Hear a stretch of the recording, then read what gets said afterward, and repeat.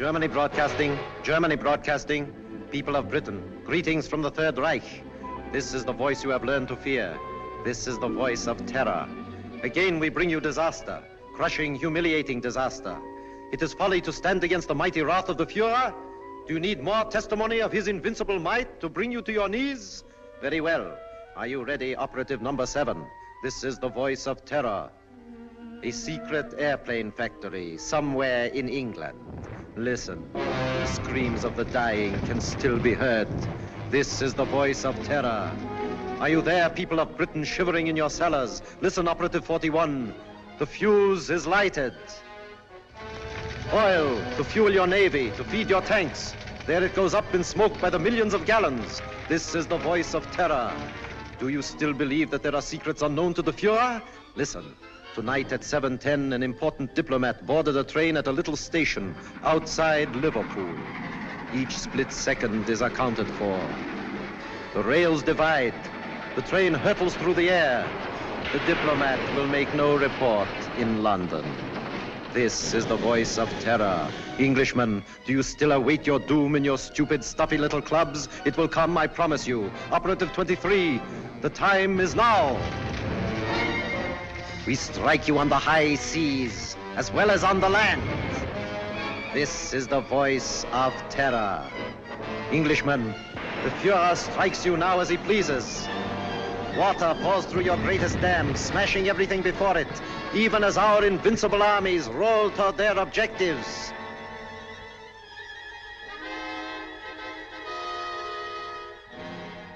Despite the effective work done by the Intelligence Inner Council, jailing fifth columnists and saboteurs, despite their efficiency in coordinating military strategy based on information of enemy movements, they seem unable to cope with the voice of terror.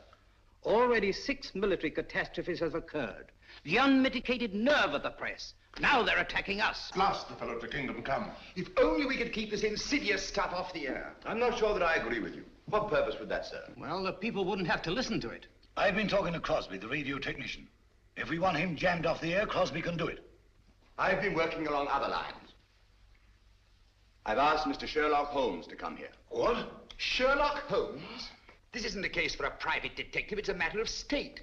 In this emergency, we should take advantage of everyone's peculiar gifts. Mr. Holmes is the most subtle and extraordinary private investigator of our time. Are you intimating that the Army and Navy intelligence plus Scotland Yard are not equal to the occasion, Sir Evan? I'm sure they're equal to any occasion.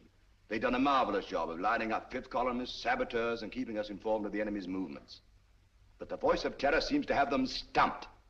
Sherlock Holmes may have a new approach that will solve the problem. What's happened inside these walls has always been secret.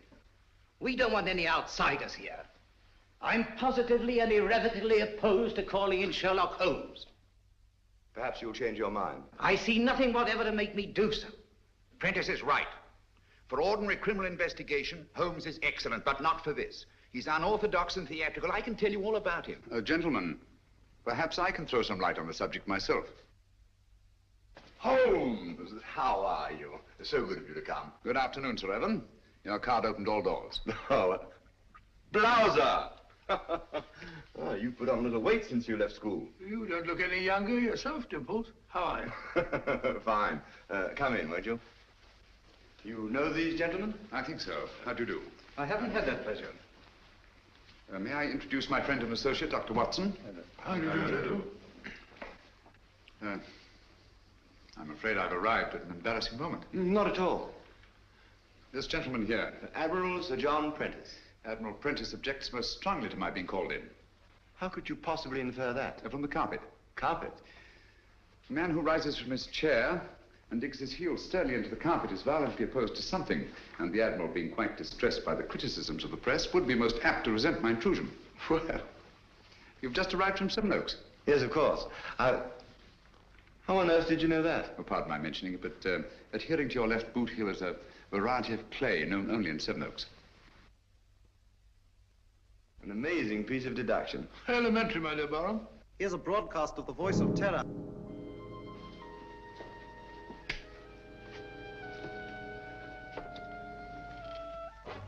Greetings from the Third Reich. Are you listening, stout fellows across the channel? Are you listening, you little body of incompetent men known as the Inner Council? Today, a new thrill, a new proof of the invincibility of the Fuhrer. Right now, a crack express train laden with British troops and nurses is speeding across England. In just one moment, it will leave the rails forever, crashing twisted metal, the cries of the dying. They can't. Now, They wouldn't dare. It's impossible. They couldn't have got on. the men are laughing, joking. That one in the third car reads a letter from home. It is the last letter he will ever receive. The train is rounding a curve. Its whistle is screaming. Farewell, it is saying. Farewell. You have just heard an exact reproduction of the way it sounds, the way it must actually be. The hearts of the German people bleed that innocent men and women have to be killed because your stupid war men... Shaw speaking. Have you any news of the Liverpool Express? Time and time again offered in peace. But if your blundering war cabinet cannot see that England is already lost, then it is our sacred German duty to prove it to them over and over and over until they are on their knees, begging, pleading, groveling for the exquisite mercy of our Fuhrer. Each night, the voice of terror will announce... Shut it off. death blow, struck Stop at the it. heart of England. Even as you listen, and you... I'm sorry. Do what you can, Holmes. This frightful thing has got to be stopped. His son was on that train. How did they find out about the truce? It was an absolute secret. Gentlemen, something must be done about this thing at once. Yes. First of all, then, the voice must not be blocked off the air. But he's a menace. All over the Empire, this horrible news is broadcast, blown up out of all proportions. The world is beginning to believe it. Even our allies are counting England out. People are frightened, panicky. The British people are not so easily panicked. It's dangerous, I tell you, to let this thing go on. Dangerous, yes, Captain Shaw. But we must continue to listen. What for? So that we can keep on guessing who it is? His identity is not important. The important thing is the purpose behind this campaign of terror. Purpose, indeed. Isn't it enough that our most secret plans are known? Our ships are being destroyed, our trains wrecked. I'm convinced that these disasters are only a prelude, a smokescreen, to cover up a more diabolic plan. And I intend to find out what that plan is. This council and Scotland Yard will give you all the aid you require. Thank you. Gentlemen, my connection with this case must remain absolutely secret. You understand that, of course. Why, certainly. You will let the council know at all times just what you're doing. I shall give you such information as I think wise to disclose in the interests of safety, both the public's and your own. The Inner Council has never shared its secrets with anyone. I demand that you keep us informed of your activities and progress. Come along, Watson. Mr. Holmes, I want to apologize for your rather lukewarm reception here. Well, thank you, Sir Evan. I'm used to the chilly atmosphere of high places. And of course, you recognize the importance of time. Quite. And results. Mr. Lloyd, I'm quite sure that Mr. Holmes can be trusted not to fail. He never has, you know. Thank you, Watson. The word is seldom. Goodbye, Sir Evan. Goodbye, sir. Goodbye, Barham. Goodbye, Watson. Well, shall we walk for a bit or take a taxi? I'm afraid we have no choice. Huh? No, Watson. I have a feeling that when we go out of that door, a girl will be waiting. A girl? What do you mean? A young lady whom neither of us has ever seen before will come forward to greet us. Holmes, now you're pulling my leg here.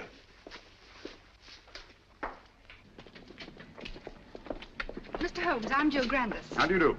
This is my friend, Dr. Watson. How do you do? How do you do? I've been assigned to drive you around. Thank you. Good gracious me. Where do you wish to go? Baker Street. I know, 221B. Come on, Watson. Hurry up, old fellow.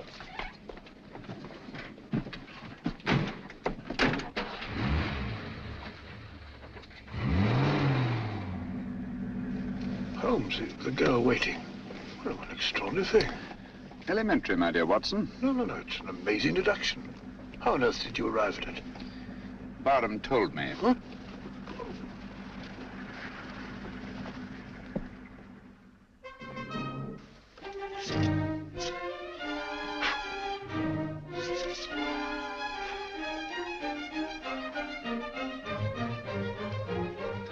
Oh, don't you worry, Mrs. Hudson.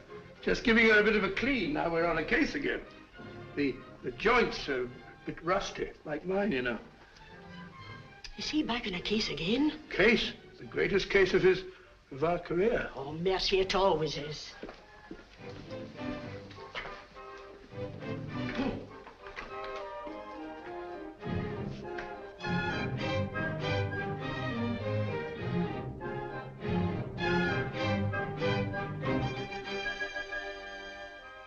Holmes. I say, Holmes. What? That's right. Well, if you ask me, it's disgraceful. Beethoven's Fifth? Not at all. It's very good. Sir Ronald Headley's conducting very well tonight. I don't mean the concert. No? England's in danger. Heaven knows what frightful disaster's happening, and you sit there calmly listening to the wireless. Music hath charms. Very restful. That's got nothing to do with the whole... Contrary, my dear Watson, it may have a great deal to do with it. Oh, really? I don't see what.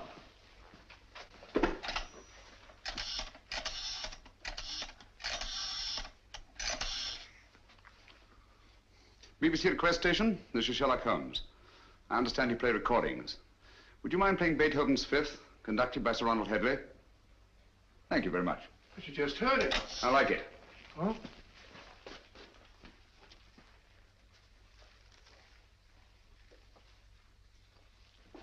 We've had a request for the Beethoven Fifth Symphony, played by the London Symphony Orchestra under the direction of Sir Ronald Headley. This is a transcription.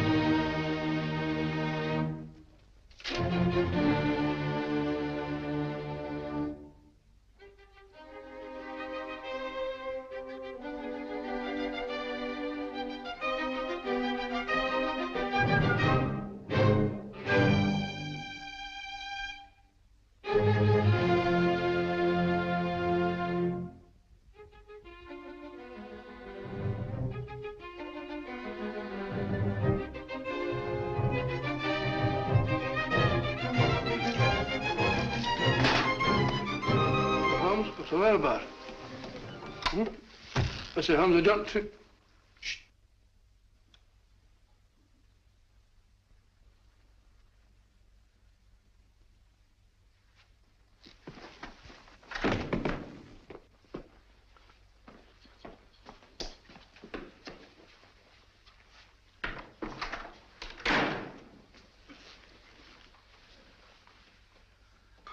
Mr. Holmes. Yes, Gavin? Christopher. Dead? Yes. It's been driven in with a lot of force. Watson, this is a warning. Warning? How do you know? I had sent for Gavin to get certain information, which you must have found there in the dark and sinister alleys of Limehouse. He came with his message, which someone doesn't want me to hear, someone determined and dangerous. What's the good of a warning of danger? You don't know from what or from whom? That we shall have to discover. This knife was thrown by the tip, from a distance of about 50 feet, by a man about 5'10". Steady, Holmes. Elementary, no fingerprints. But the distance and the man's height. The angle of entry and the force with which he penetrated the victim. But Holmes, what do you suppose he meant when he said Christopher? We must find out at once. Come on, Watson. Huh? Come in. Oh, Mr. Holmes, I saw a fella lurking about your steps tonight. Blimey, he won't lurk no more. Pull me out. Take care of it, Dobson. Very good, sir. How did it happen? Haven't time now. Get your coat on, Watson. We're going out. No. Holmes, you promised. Oh. Where are we going? Limehouse.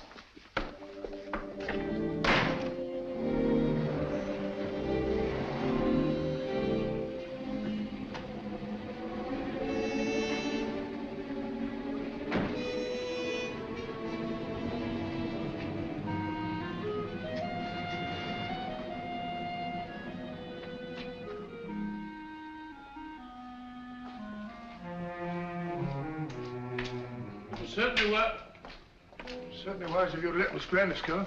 This is no place for a girl or anyone else. Yet there seemed to be people about.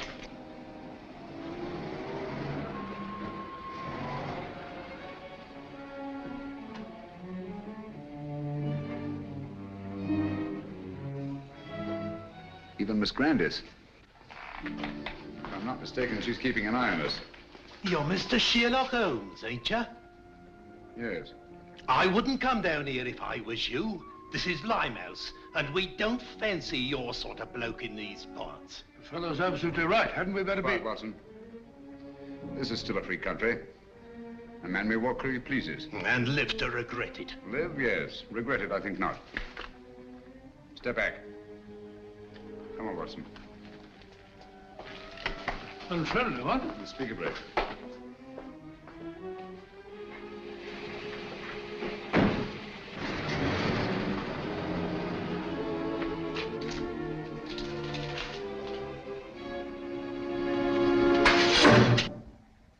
What was that, Holmes? It's all right, quiet. I can't see a thing. Luckily for us, neither can they.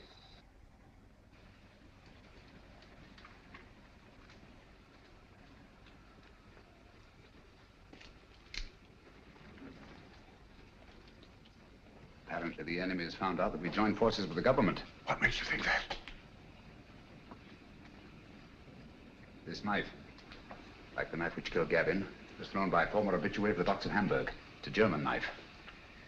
The knife throwers of Hamburg are extremely expert. Mr. Holmes, can't we come back in the daytime? Certainly not. I don't think we're safe. No one in the world is safe now, Watson. Least of all us.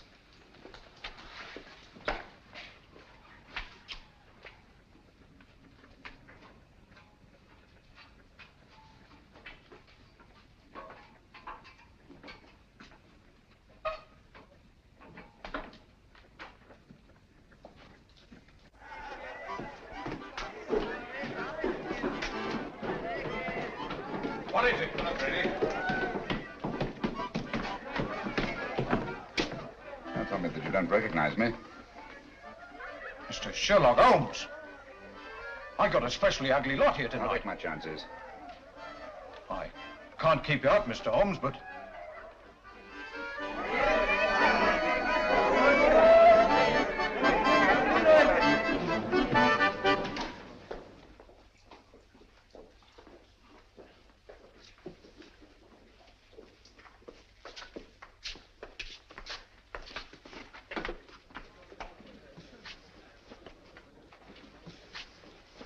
Where's the girl, Kitty?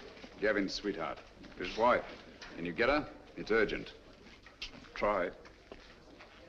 Holmes, I don't think I like this place much.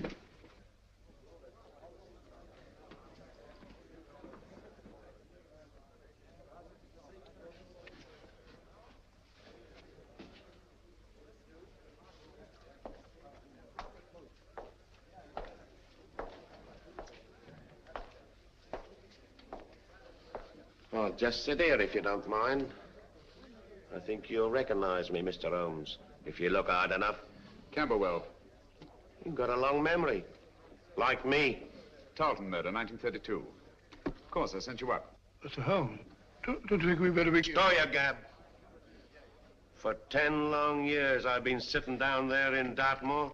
For the old 10 years, one thing's been preying on my mind. Only one? Just one. Someday I'll be getting out of here, I kept saying to myself. And when I do, someday I'm going to come face to face with Mr. Sherlock Holmes. Now you are. And now I am. Just who was it told you it was me who slit the throat of that swine Tarleton? I want an answer. You told me. Me? On the windowsill, you left 4 infinitesimal pieces of ash from a particularly revolting kind of tobacco that you were known to use. The knife blade was sharpened by a left-handed man. You signed your name to the crime. So that's what? Exactly. Very careless. Careless. It's criminal, I calls it. I ought to be shot. Perhaps someday you will be. You can put your revolver away now, Watson. Well, Holmes, you never know.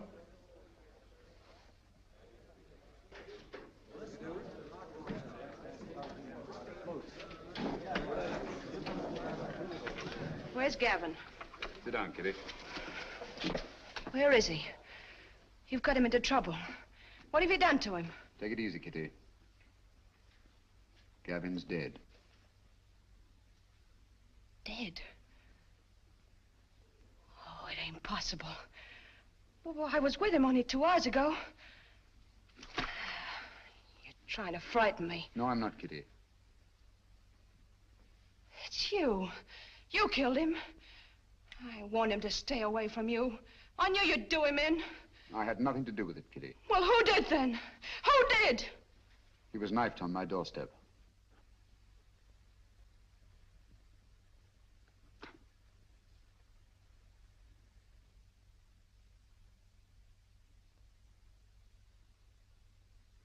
I'm sorry. I'm deeply in his debt. Before he died, he said one word. Christopher.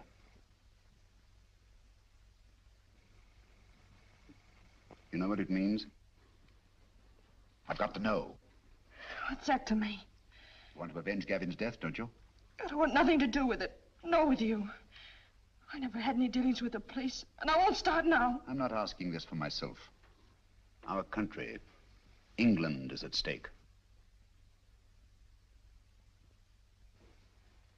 Gavin was killed not by his own enemies, not even mine, but by the enemies of England. So that's it. Yes, Kitty. The Nazis killed him. Help me to find out what Christopher means, and I promise the man who murdered Gavin shall pay for it. Think, Kitty. The cutthroats of the world menace us all. You can help stop this savagery. Yes, you, Kitty. It would take the police weeks, months perhaps, to find out a certain piece of information we must have. That's not so with you and your friends. You know every nook and corner of London. Get them to help us. We need their help. Your friends will become an army. Do you understand? Secret, invisible, and mighty. And you will be at their head, Kitty. You will be their leader.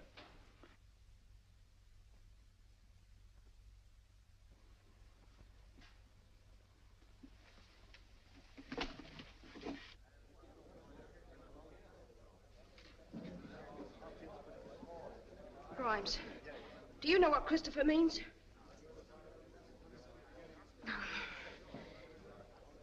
Dugan, do you know? Dugan, listen to me. I ain't got no time to listen to you, girlie. But you gotta listen. Someone killed Gavin. I don't know who, but you gotta help me find out. All right, don't help me then. Cut your own throats, that's what you're doing. Help me or help the Nazis? Sure, the Nazis killed Gavin. They might be your friends protecting them the way you are. Don't you know that all the crimes they commit are being blamed on you? Well, they are, and I hope you're hanged for them. You can have it. As for me, I'm British, and I'm proud of it. Nobody's gonna call me a Nazi and get away with it. Well, help me then. Tell me what Christopher means. Never heard of it. Well, don't anybody know? It's gotta mean something. Speak up if you know what it is. Let's have it. Don't mean a thing to me. You're gonna creep in the corners all your life? You're gonna sneak away at the very sight of a man like this and show him what cowards you are? What are you afraid of? I'm not asking this for myself. England's at stake. You're England as much as anyone else's. Got no time to think about whose side we're on. There's only one side, England. No matter how high or how low we are. You, and you. We're all on the same team. We've all got the same goal. Victory! What do you want to know? Spread out all over London. But find out what Christopher means. We'll find out. No fear about that. Thank you, Kitty. Well done, my dear. Shaw speaking. Yes, Miss Grandis. That checks with my report. No, Miss Grandis. Sir Evan hasn't arrived yet. Yes, thank you. Miss Grandis reports that Holmes spent some time at the Air Ministry today. That checks with my information. Last night a murder and a session in Limehouse. I wonder what the fellow... He's here now. I don't think I need to report on my activities, gentlemen. You must be fairly well informed. We have our methods, Holmes. It only remains for you to show what's been accomplished. All in good time, Mr. Lloyd. Good evening, gentlemen. Good evening, Sir Evan. What's the matter? You look pale. Oh, it's nothing. Barham, your hand. Let's have a look at it, Barham. Oh, it's really nothing. Just an accident. What sort of an accident? Some fella took a shot at me, just as I was leaving the house. Took a shot at you? It's only a scratch. Ugly thing to happen. Have you any idea who it was? No, I haven't. He popped up out of the bushes, just as I was getting into my car. Fired once, then disappeared. What do you make of it, Watson? Bullet wound. Congratulations. This is a matter for the police. Oh, no, please. I can never identify him. Let's forget it. Captain Shaw.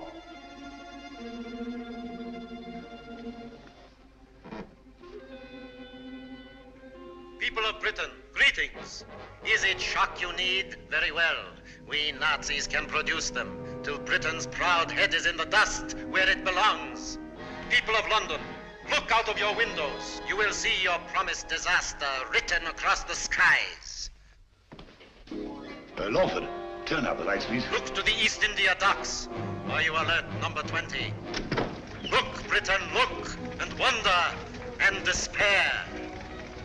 We Nazis keep our promises. There's a terrible fire in East End. Concentration of men and supplies. American bombers, tanks, gone. Destroyed utterly. The flames are mounting, higher and higher and higher.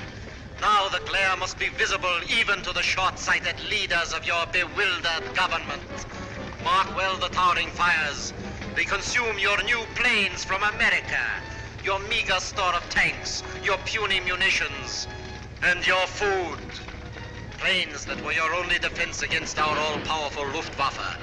Tanks and munitions that you prayed would hold against the magnificent 50-ton German land monsters, which will soon be crashing through your very houses.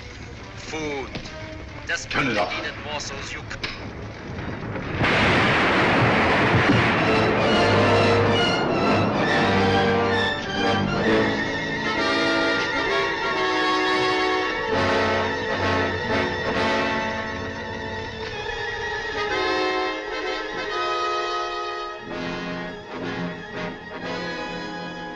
Gentlemen, this is really a terrible setback. How do they find out our secrets? It's horrible, the way it's timed, the precision of it.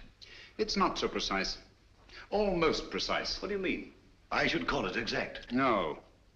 The fires actually broke out sometime before the voice called to his operative in London. Joe, that's true. And last time, the train disaster. Captain Shaw was on the telephone immediately, and Scotland Yard knew all about it. The derailment must have occurred at least 10 minutes earlier. That's certainly possible. Even so. What of it? No mystery, nothing supernatural, just split-second planning, that's all. Days, perhaps weeks in advance. Very well figured out, Holmes. It gets us a step forward. Now, gentlemen, let's take a step even further. I have charted here the tonal differences between actual and transcribed broadcasts. Using this test, I'm convinced that the voice of terror is undoubtedly recorded and played from a record. What does that prove? It proves that the voice of terror, the man himself, is not in Germany. He's here, in England. Oh, that's impossible. What are you telling us, Holmes? It can't be. Our technicians insist the broadcasts originate in Zeisberg. And so they do, from recordings flown to Zeisberg. It's impossible, Holmes. You can't expect anyone to believe that. It can't be done. Thanks to the Royal Air Force, I have some rather curious information. At irregular intervals, 6 Nazi bombing planes come over and drop their deadly cargoes on non-military objectives. A meadow or a sheepfold. That's nonsense. The Nazis aren't fools. They don't waste ammunition. Of course not. Then what's the purpose? To divert attention from the fact that a single plane breaks formation each time and disappears. But why? Gentlemen, that lone plane picks up plans, maps, secret military information, and the voice of terror's timed and recorded speech and flies them to Germany. I can hardly believe it. Sensational, if true. It's incredible. Fantastic. Mr. Holmes, Yes? there's a person outside asking... A lady? Ask her to come in. Excuse me, gentlemen.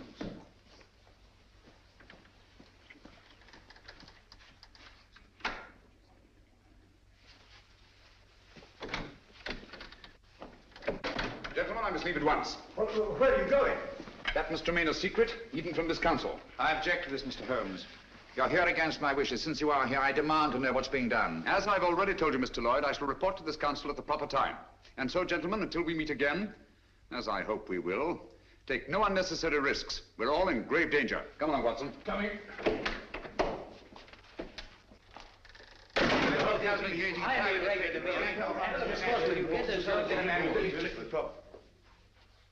Stay.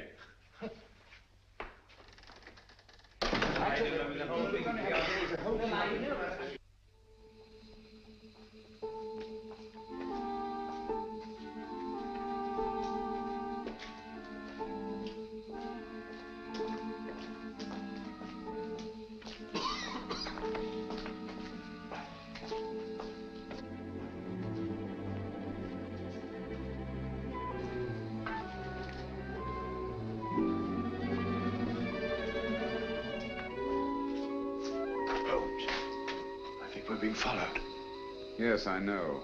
It's Lloyd. Lloyd? How do you know? He's so obvious about it.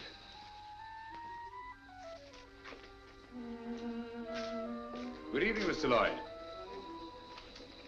You going our way? I intend to find out what you're doing, even to the point of following me. This is our business, you know, as well as yours. All right. Come along.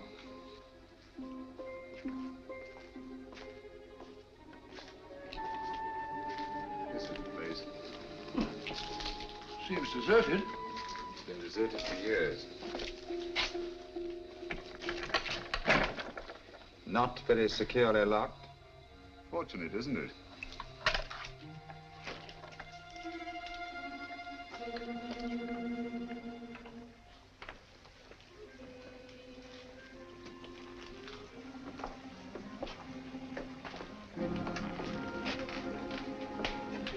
Water. It's the river. This is part of the old Christopher docks. Never heard of them? Christopher? I say, Holmes, isn't that the word that Right, Gavin... Watson. Oh, sorry. They're almost forgotten. They were built before Victoria.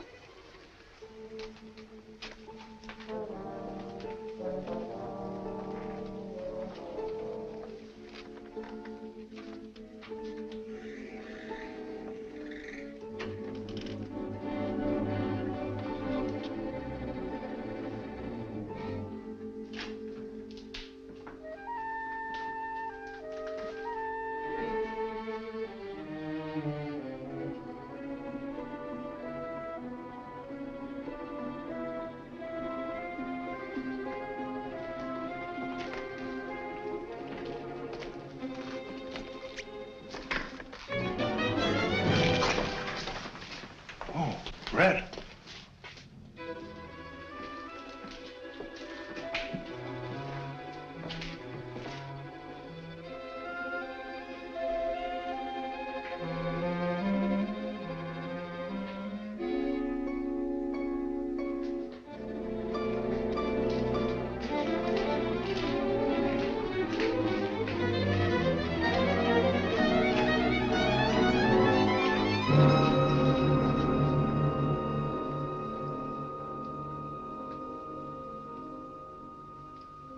Good evening, gentlemen. I knew your curiosity would be your undoing, Mr. Holmes. You were expecting me then? Yes. I had hoped that the entire council might have come. It would have been a pleasure to deal with all of them, quietly and effectively. Eventually, they all will be taken care of. However, Mr. Lloyd is quite a catch and will have to suffice for the moment. What do you intend to do with us?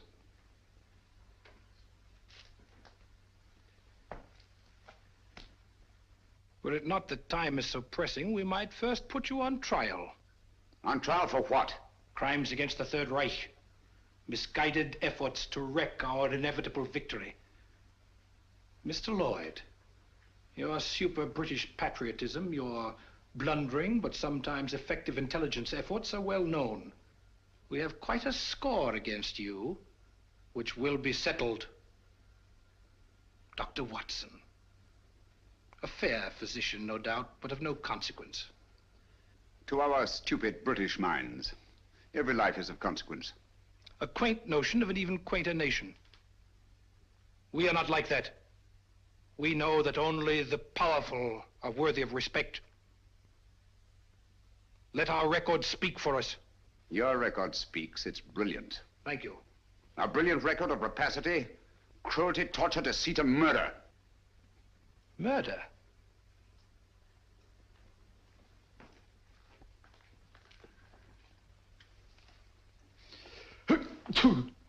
Gesundheit.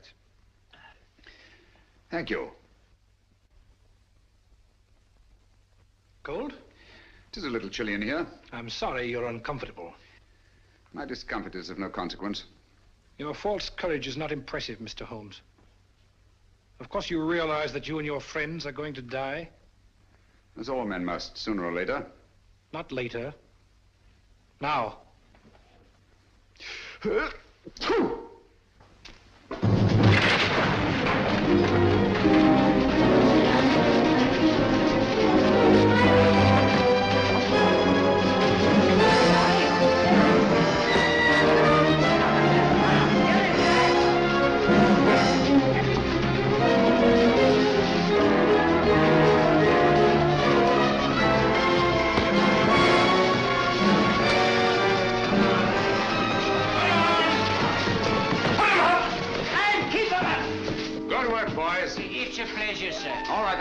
Line him up there against the wall. Come on, get back again. Come on, get back.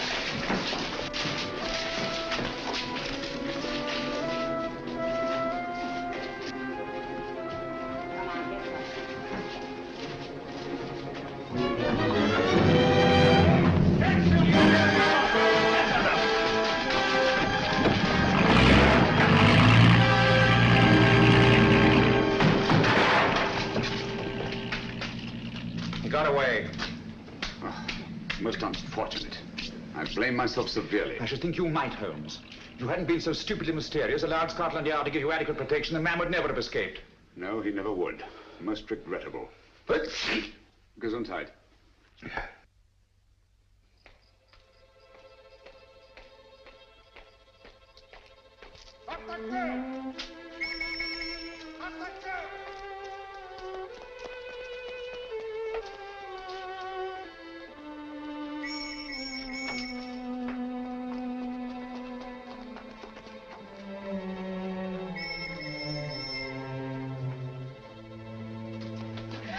Keep quiet.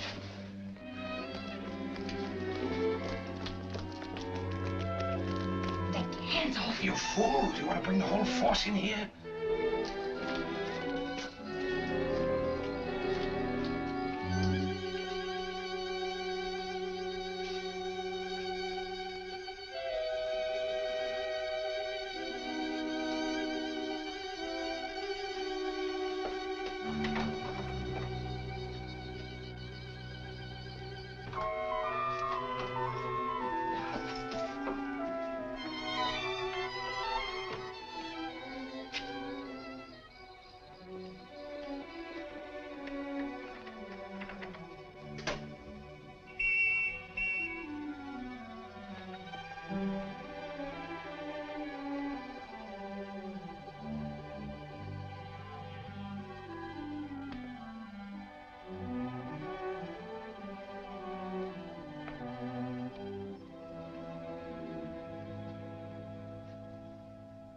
So that was it, eh? Quite a haul. It's mine.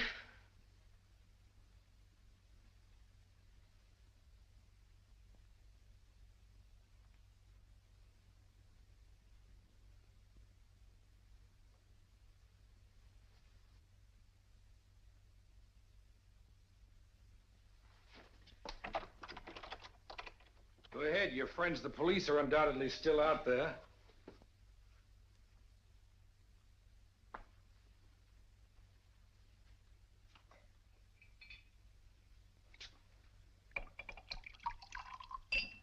There isn't a better hideout in all London.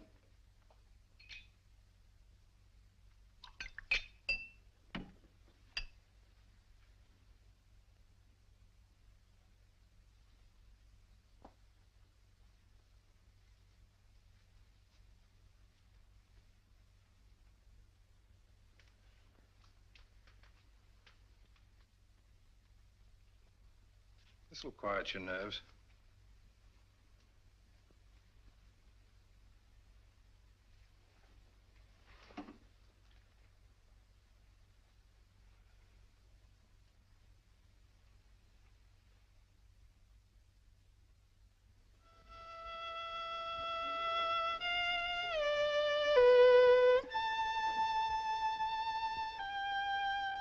The tea's got cold again. You've been playing that thing all the afternoon? Fiddling while Rome burns. Hello, what's this? General J. Lawford, KCB DSO, and Captain Roland Shaw, MC, who today narrowly escaped being struck by a falling wall in a bombed area. Lawford and Shaw by a falling... Holmes, you don't think that... It was not an accident. Good heavens. Holmes, that sinister-looking fellow, what's his name? Meade. If only he hadn't got away. Yes, difficult as it was, I managed to let him escape. You let him escape, but great Scott, man. He was about to kill us. He may even yet. I don't understand you, Holmes. It's my theory that this chap Meade is the arch criminal, that he's behind the whole thing. You're absolutely right, Watson. Except for one thing. Oh, well, I'm wrong. Have you observed that a highly secret military plan is thwarted by each of these disasters? Yes, I have. Now that you mention it. Watson, there's a leak. A leak? You mean in the council? But Holmes, that's impossible. Anything is possible until proved otherwise. See who are in the council. Lawford and Shaw. They're above suspicion. Their record proves that. Anyhow, they were attacked. Unsuccessfully. There's Prentice. Would he kill his own son? Doesn't seem likely. And yet the boy is dead. Barham, of course, brought you into the case.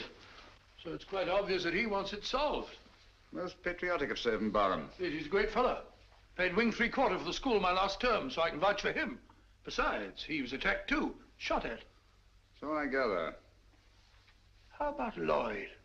No, it can't be him. Meade was going to kill him as well as us. By the way, he's a brave fellow, Lloyd.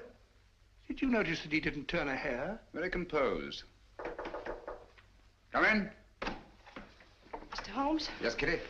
I think now we'll be able to get some information from Mr. Meade. Your plan worked like a charm. I knew you could do it.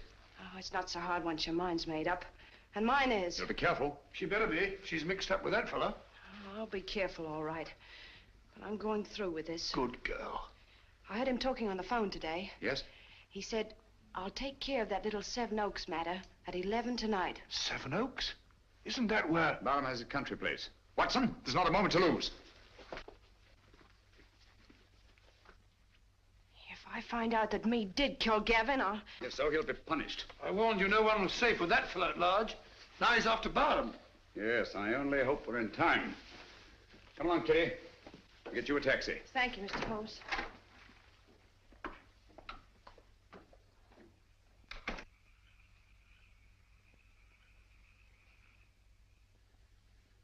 You think you ought to go to loan, sir? Worrying about that escaped German agent, huh? He threatens to kill the entire council, sir. Calm, Smithson. Took bigger chances than this in the trenches. You've forgotten. I know, sir, but we were younger then.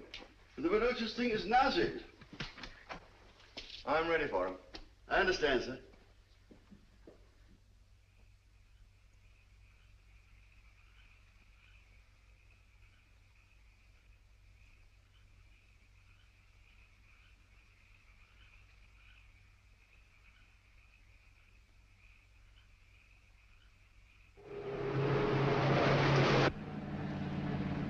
Driven Sir Evan down here before, of course, Miss Grandis. Quite often. He comes down whenever he can. He's a local air raid warden, you know. Likes to get away from the excitement occasionally, eh? Yes. It's so very quiet here. Quiet and remote. Away from everyone.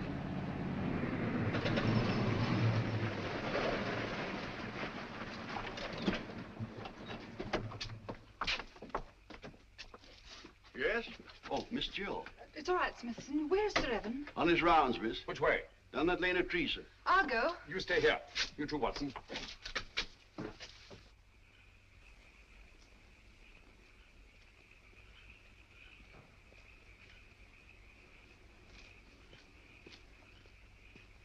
Hello there, Barham.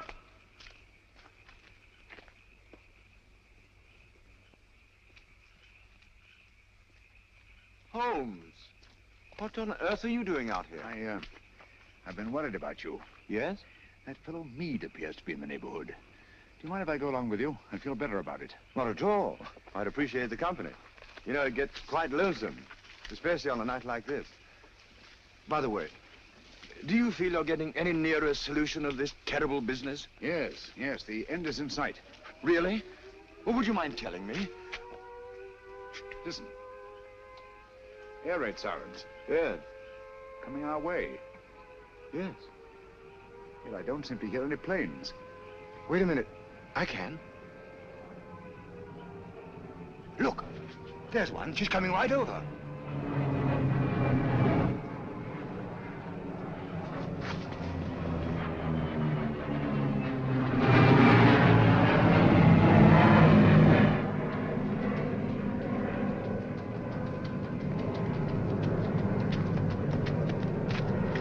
There she is. Castle theirs. Theirs.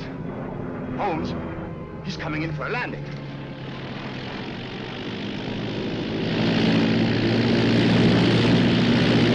The swine. That's the pickup plane. The voice must be here, close by. Then we've got him. Barham! Be careful!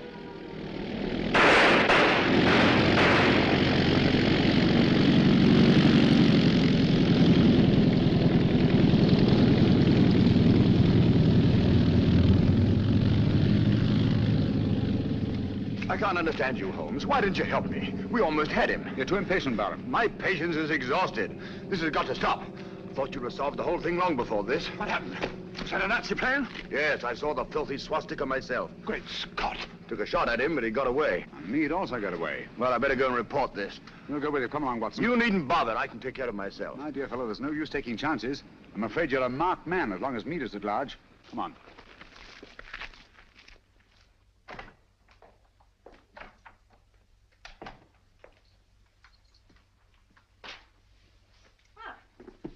You're a fine one, leaving me alone half the night.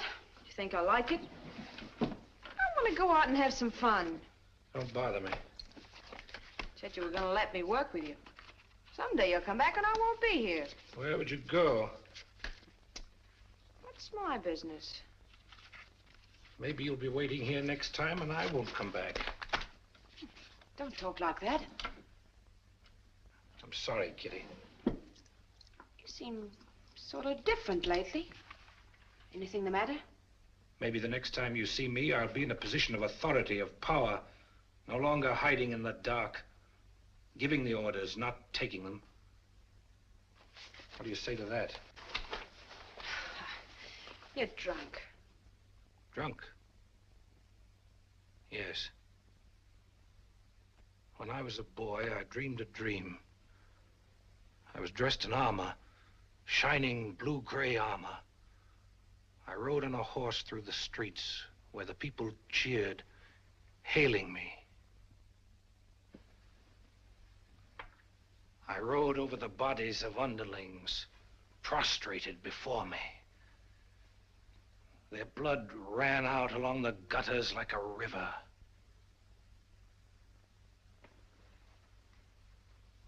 What if this was no dream? What if it was prophecy? What if all this comes to pass?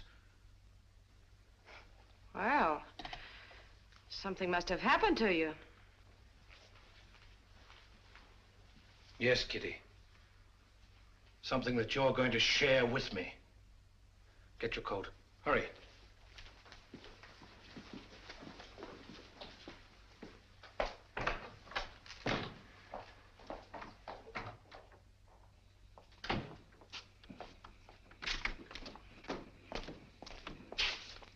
Right, you.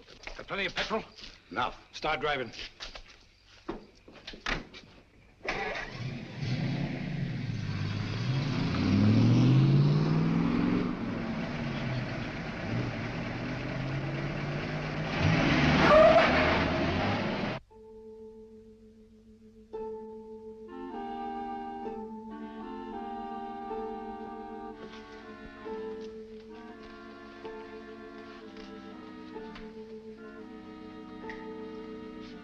Where's Holmes? He'll be here, I'm sure. It's starting now. Here he is. You're almost late. I had to go to Downing Street. Good evening, ladies and gentlemen. Your favorite broadcaster, the voice of terror, coming to you from Zeisburg. Tonight, I have something special for you. Where are you weakest, you weakening people of Britain? Consider well. Is it lack of food? Is it your stodgy leadership? Faulty ammunition? Scarcity of shipping? Lack of raw materials? Do you know that despite all your great efforts, your coasts are inadequately defended? Especially one coast. And there we shall strike. Swiftly, terribly. Tomorrow at sunrise. In a special broadcast at that time, I shall describe the carnage. Turn it off. What does he mean? What kind of threat is this? Remember, all our reports for the last few weeks have indicated abnormal enemy activity on the coast of Norway. That means an attack in force on our northeast coast. Then that's where we must concentrate all our forces, immediately. They'll never bring it off now that we know. This time the voice is boasting. Perhaps, but so far he's made good his boasts. What have you done to stop it? Shilly-shallying about while these crimes continue? This is the last straw. We must prevent this all-out attack at any cost. Sir Evan's right. All our available resources must be rushed to meet it. Withdraw material from elsewhere? If need be, yes. This calls for action, and lots of it. There's something curious about this broadcast. He said tomorrow.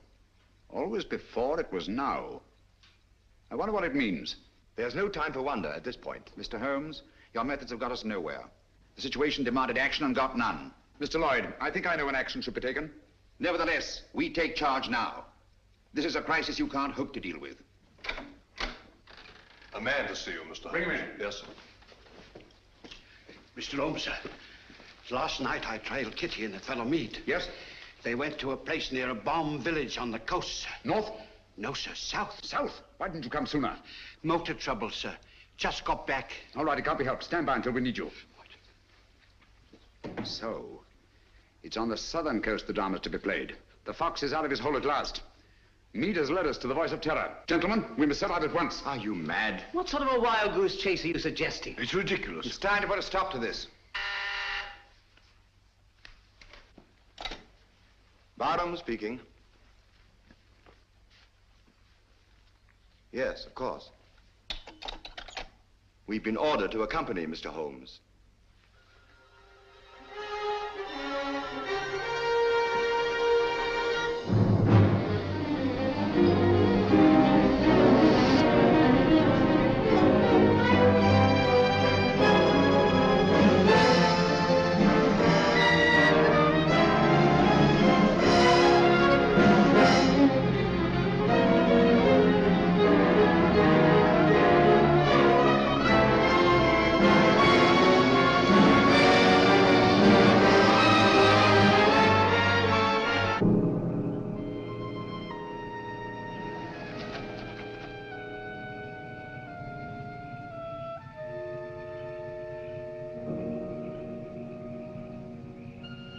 Major Harrison, Mr. Sherlock Holmes. Good evening, sir. All the arrangements have been made. Splendid. And that church up there? Yes, sir. All right. Let's go, gentlemen.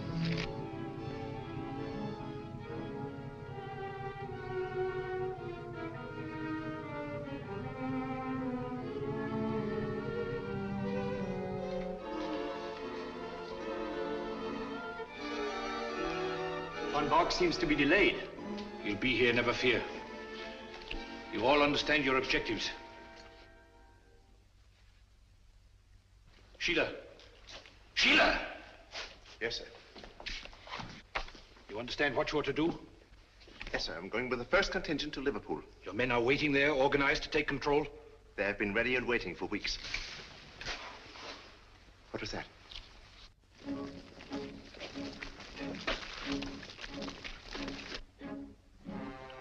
When the world is changing, it is natural to be on edge. Merely owls or perhaps wood rats. No, it sounded like... Sheila. Yes, sir. Go on. City of Croydon and Croydon Airport. All is prepared. You go. Birmingham, where I used to slave in the factories, but not anymore. The day has come at last.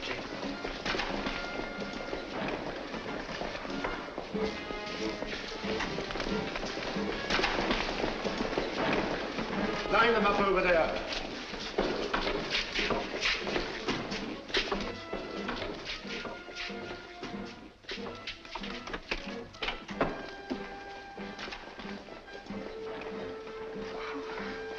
Mr. Holmes.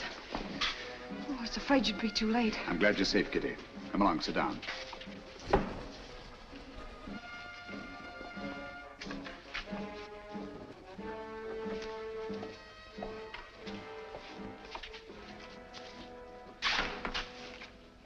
Gentlemen, when Mr. Mead and I last met, he wished he could put us on trial. Mr. Lloyd, Dr. Watson, and myself. Now, Mead, you are on trial. First, let me tell you why you have met here. The vague but canny threat against our northeastern coast was a blind. Your group was congregated here to receive an invasion army proceeding across the channel. What? Invasion? All those men rushed for defenses of the north? I can't believe it. It sounds impossible. Sit down for a moment. It seems absurd of me. At the head of this mighty force, the victim chosen, The faithful were to proceed to various centers of our country and take up positions of authority. And we shall, do you understand that? Unfortunately for you, that is not to be. We're held, yes. But the invasion will proceed without us. What else is there doing? Why we are helpless here. Please be patient. You called me in on this case to identify and to silence the voice of terror and to circumvent the unknown plan behind it. That undertaking is still in progress. But we are rapidly drawing to a conclusion. Gentlemen, the voice of terror is here with you in this church. What? Are you referring to Meade? Why, who is it? Meade was my one sure connection with the voice of terror. At the warehouse, I allowed him to escape and assigned Kitty here to trail him. When I learned through Kitty's abduction that Meade had come down here to meet with a group of men, I asked myself why. Why a deserted fishing village on the Channel when Scotland was to be the next scene of disaster?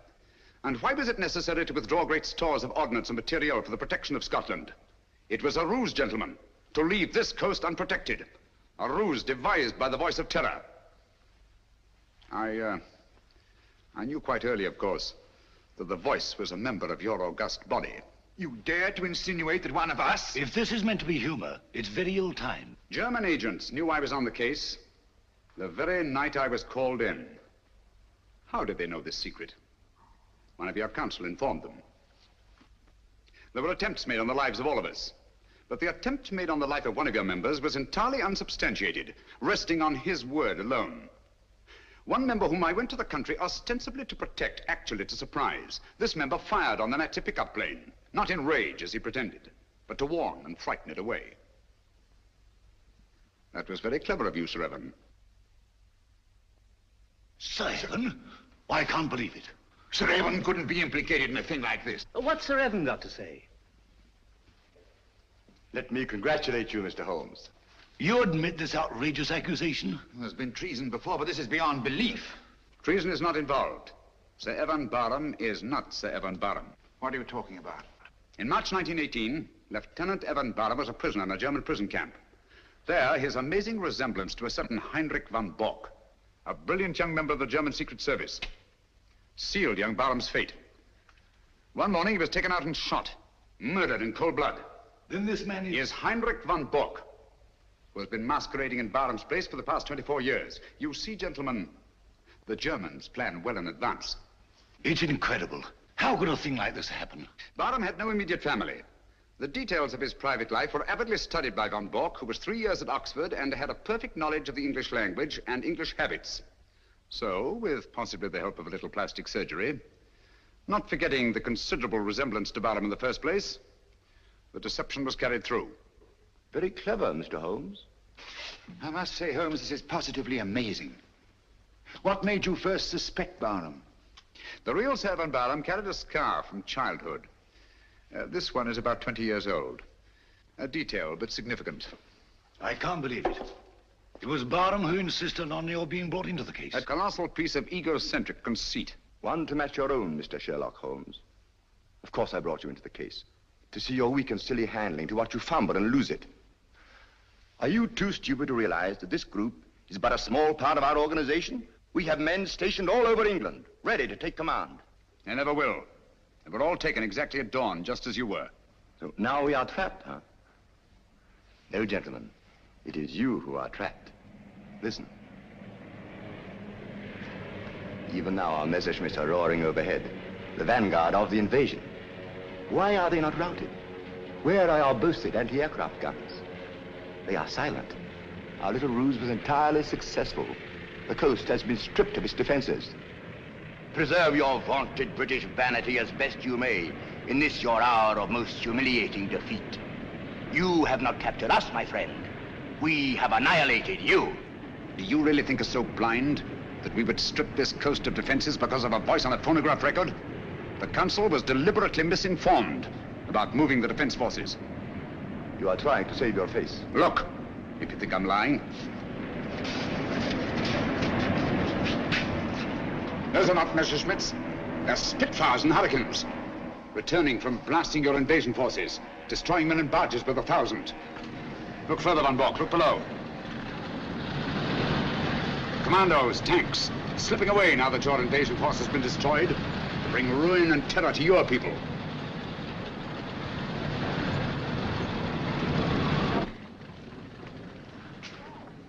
I wonder if there's anything on the wireless about this.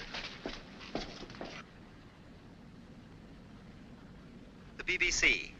We are frightfully sorry to announce that a special broadcast of the Voice of Terror will have to be delayed indefinitely. A threat against our northern coasts, made only as a blind to cover the enemy's invasion plans, has not been fulfilled. Instead, our victorious planes have blasted invasion bases on the continent, destroying enormous stores of materiel and troops. More news of this triumphant victory tomorrow. At the same time, the scattered Nazi agents all over the Commonwealth have been unceremoniously clapped into prison. That is all.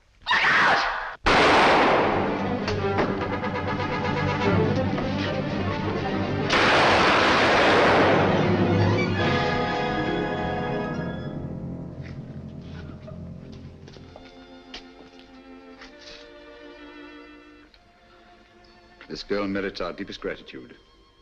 Our country is honored in having had such loyalty and devotion. We'll remember. Holmes, I don't know how we'll ever thank you. Don't try, it isn't necessary. I'll be with you in a minute, Holmes. I'll just see that she's taken care of.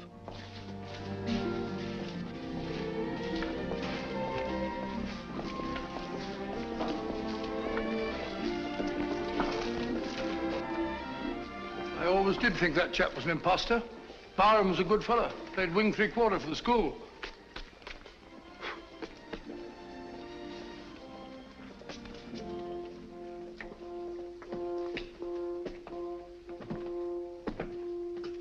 What a lovely morning, Holmes. There's an east wind coming, Watson. No, I don't think so. Looks like another warm day. Good old Watson. The one fixed point in a changing age. There's an east wind coming all the same. Such a wind has never blew on England yet. It will be cold and bitter, Watson. And a good many of us may wither before its blast. But it's God's own wind nonetheless. And a greener, better, stronger land will lie in the sunshine when the storm is cleared.